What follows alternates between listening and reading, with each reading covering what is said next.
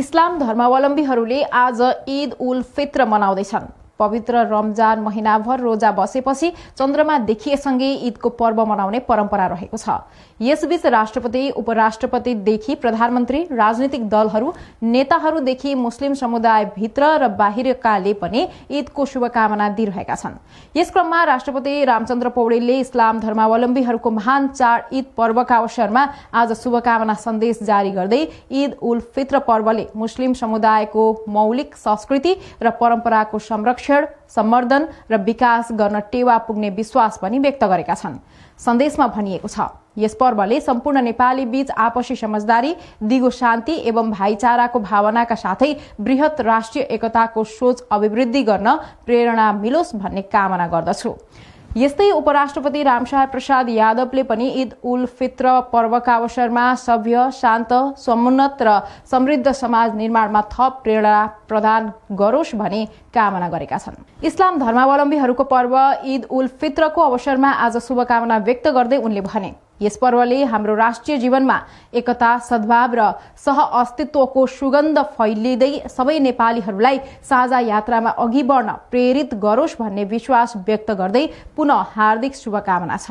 ईद उल फित्रले हाम्रो राष्ट्रिय एकता र सांस्कृतिक ऐक्यबद्धतालाई अझ सबल बनाउने अवसर प्रदान गर्ने उल्लेख गर्दै उनले संघीय लोकतान्त्रिक गणतन्त्रलाई सुदृढ बनाउन, सामाजिक न्याय र समान अवसरलाई सुनिश्चित गर्न, राष्ट्रिय अखण्डता र पहिचानलाई बलियो बनाउन, विविधता र सह-अस्तित्वलाई स्थायी शान्ति र समृद्धिको आधार बनाउन यस पर्वले हामी सबैलाई सहयोग पुग्ने विश्वास उनले शुभकामना सन्देशमा व्यक्त गरेका छन्। यस्तै प्रधानमन्त्री सुशीला कार्कीले ईद उल फित्रको अवसरमा नेपाली बीच आपसी सम्मान, सद्भाव र सहकार्यको भावना अभिवृद्धि गर्दै राष्ट्रको समृद्धि र स्थायित्वमा योगदान पुर्याओस् भन्ने कामना गरेकी छन्।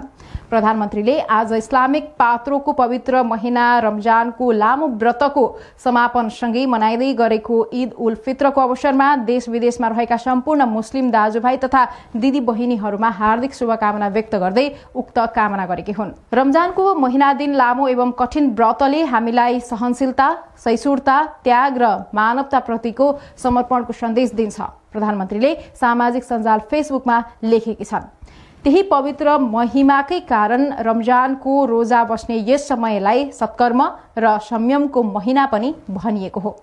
उनले यी मूल्यहरूले समाजलाई मानव मूल्यको महसुस, सह-अस्तित्व र समृद्धिका लागि प्रेरणा प्रदान गर्ने र ईद उल फित्रले आपसी सद्भाव, भाइचारा र एकताको भावना अझ सुदृढ बनाउने विश्वास समेत व्यक्त गरेकी छन्। यता भावी प्रधानमन्त्री एवं राष्ट्रिय स्वतन्त्र पार्टी रासुपाका वरिष्ठ नेता बालेन्द्र शाहले ईद उल फित्रको शुभकामना दिएका छन्।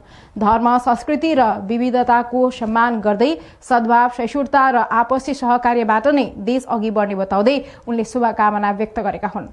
साथै एक अर्काप्रति सम्मान, समझदारी र एकताले समाजलाई अझ सुदृढ बनाउने कामना गर्दै उनले भने, ईदको यस पावन अवसरले भाइचारा, प्रेम र मेलमिलापको भावना अझ प्रगाढ बनाओस्। धर्म, संस्कृति र विविधताको सम्मान गर्दै शाहले सामाजिक सञ्जालमा लेख्छन्, सद्भाव, सहिष्णुता र आपसी सहकार्यबाट नै देश अघि बढ्छ भन्दै उनले ईद मुबारक भनेका छन्। यसैबीच नेपाली कांग्रेसले पनि स्वदेश तथा विदेशमा रहेका सम्पूर्ण मुस्लिम समुदायमा सुख, शान्ति र समृद्धिको कामना गरेको छ। शनिबार एक विज्ञप्ति जारी गर्दै कांग्रेसले यस पर्वले नेपाली समाजमा धार्मिक सहिष्णुता र सद्भावको जगलाई अझ बलियो बनाउने विश्वास व्यक्त गरेको हो। नेपाल बहुजातीय, बहुभाषिक, बहुसांस्कृतिक र बहुधार्मिक विशेषताले भरिपूर्ण सुन्दर देश भएको उल्लेख गर्दै कांग्रेसले यहाँका विभिन्न जात जातिका आफ्नै विशिष्ट परम्परा र संस्कृति रहेको जनाएको छ। विविधता बीचको यही एकता नै नेपालीको विशिष्ट पहिचान भएको र यहाँका प्रत्येक पर्वलाई सबैले आदर र सम्मान गर्ने सद्भावयुक्त परम्परा रहेको विज्ञप्तिमा उल्लेख छ। ईद पर्वले नेपाली समाजमा लामो समयदेखि धार्मिक सहिष्णुता र आपसी मेलमिलाप बढाउँदै आएको कांग्रेसको ठम्याइ छ। ईद पर्वले आपसी भाइचारा, सहिष्णुता, क्षमा, दया र मानवताको भावना अभिवृद्धि गर्न महत्वपूर्ण भूमिका खेल्दै आएको कांग्रेसले जनाएको छ। यस पवित्र अवसरले सम्पूर्ण नेपालीहरू बीच आपसी एकता, विश्वास र सहकार्यलाई अझ सुदृढ बनाउँदै राष्ट्रमा शान्ति, स्थिरता र समृद्धि कायम गर्न प्रेरणा प्रदान गर्ने अपेक्षा गरिएको छ। समाजमा मेलमिलापको वातावरण निर्माण गर्न ईद जस्ता पर्वहरू को ठूलो योगदान रहने कुरालाई कांग्रेसले जोड दिएको छ। इस्लाम धर्मका संस्थापक पैगम्बर हजरत मुहम्मदले बद्रको युद्धमा प्राप्त गरेको विजयको स्मरणमा पनि यो पर्व विशेष रूपमा मनाइने विश्वास गरिन्छ। ईदलाई शान्ति, सद्भाव र भाइचाराको प्रतीकका रूपमा लिइन्छ। यस दिन मुस्लिम समुदायले विगतका मनमुटाव बिर्सेर एक अर्कालाई अंगालो हाल्दै शुभकामना आदान प्रदान गर्छन्। 30 दिनसम्मको उपासनापछि अल्लाहप्रति कृतज्ञता व्यक्त गर्दै मिठाई साटासाट गर्ने, उपहार दिने र प्रेम बाँड्ने चलन रहेको छ। आज राजधानी काठमाडौँ लगायत देशका विभिन्न स्थानका मस्जिदहरूमा विशेष नमाज अदा गरिएको छ। काठमाडौँमा बिहानैदेखि मस्जिदहरूमा श्रद्धालुहरूको भीड़ देखिएको थियो। नमाजपछि एक अर्कालाई अंगालो हाल्दै शुभकामना आदान प्रदान गरिएको छ भने बालबालिकादेखि वृद्धसम्म नयाँ लुगा लगाएर उत्सवमा सहभागी भएका छन्। यसरी ईद पर्वले समाजमा आपसी सद्भाव, सहिष्णुता र भाइचाराको सन्देश फैलाउने विश्वास गरिन्छ। ईदमा विशेष नमाज समर्पण गरिसकेपछि आशीर्वाद दिने र दिने गरिन्छ। यो अवसरमा मिष्टान्न परिकार खाने र खुवाउने परम्परा रहिआएको छ। रोजाको अनुशासन, आत्मसंयम र श्रद्धापूर्वक गरिएको नमाजको साधनापछि मनाइने ईद पर्व आत्मिक शुद्धता र आध्यात्मिक उन्नतिको प्रतीक हो। यस पर्वले मानिसलाई संयम, धैर्य र आत्मनियन्त्रणको पाठ सिकाउँदछ। ईदको चन्द्रमा देखेपछि चाँद मुबारक वा ईद मुबारक भन्ने परम्परा शुभकामना मात्र होइन, आपसी सद्भाव र भाइचारा प्रकट गर्ने सुन्दर संस्कार हो। ईद उल फित्र धार्मिक पर्व मात्र होइन, सामाजिक सद्भाव र सांस्कृतिक ऐक्यबद्धताको प्रतीक पनि हो।